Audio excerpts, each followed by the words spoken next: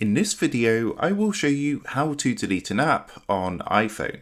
So let's jump straight into it. So in order to do this, the first thing you're going to want to do is locate the app that you want to delete. Now in this example, I'm going to delete the Duolingo app as I don't really use that anymore. Now once you've located the app, what you want to do is press and long hold onto the app itself. And what that's going to do is bring up a menu like this. Now from here, you're going to see an option which says remove app. What you want to do is give that a press. And what that's going to do is bring up a screen like this. As you can see, it says removing from home screen will keep the app in your app library. So as you can see, we've got a couple of options. What you can do is just remove this from the home screen. But of course, what we want to do is fully delete the app. So what you need to do is go ahead and press the delete app option.